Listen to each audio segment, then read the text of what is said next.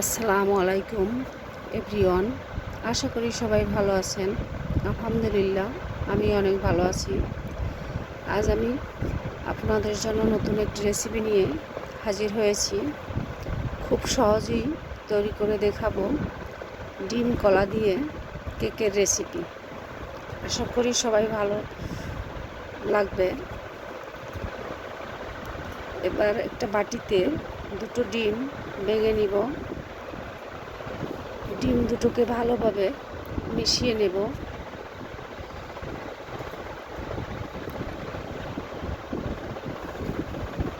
ডিম দুটো ভালোভাবে মেশানো হয়ে গিয়েছে। এ পর্যায়ে দিব 1 কাপ চিনি। চিনিটা আগে আমি একটু ব্লেন্ডার করে নিয়েছিলাম,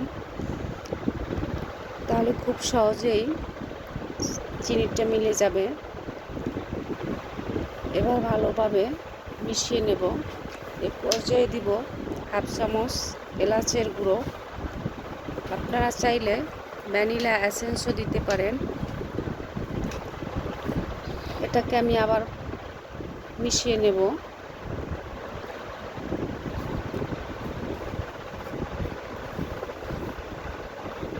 একটা বাটিতে 2 কাপ ময়দা,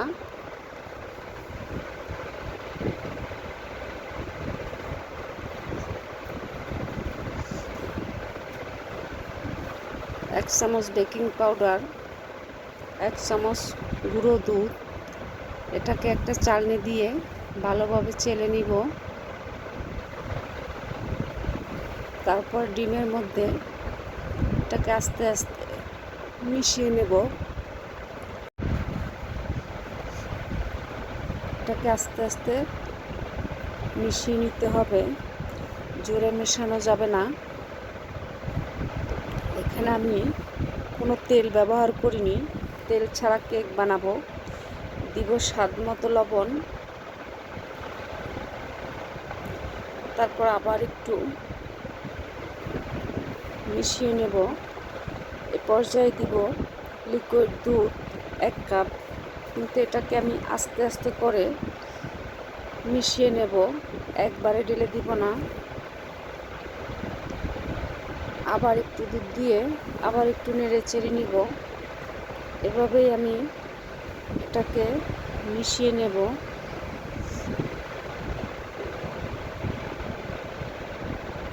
এবার আস্তে আস্তে এটাকে মেশাতে হবে, যাতে দলা বেঁধে না থাকে। আমার এটা মেশানো হয়ে গিয়েছে।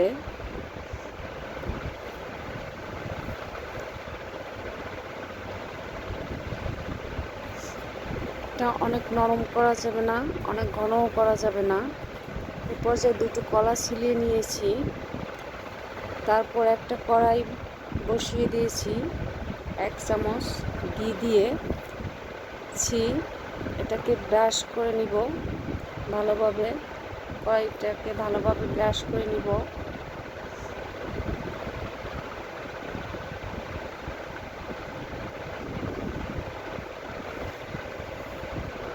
এ পর্যায়ে দিয়ে দেব চিনি। কড়াইয়ের চারিদিকে চিনি ঘুরিয়ে দেব।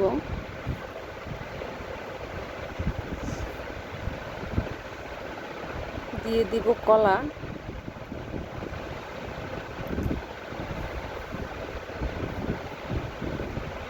তারপরে দিয়ে দেব বাটারটা। আসলে এই কেকের ফ্লেভারটাই অন্য রকমের আসে, কলার সুন্দর একটা ফ্লেভার আসে, খেতে অনেক মজা লাগে। এভাবে তৈরি করে দেখবেন, অনেক ভালো লাগবে। এ পর্যায়ে আমি ঢাকনা দিয়ে ঢেকে দিব 10 মিনিটের জন্য লো আছে। 10 মিনিট পরে কেকটা তৈরি হয়ে গিয়েছে। আজ এখানেই বিদায়। আল্লাহ হাফেজ।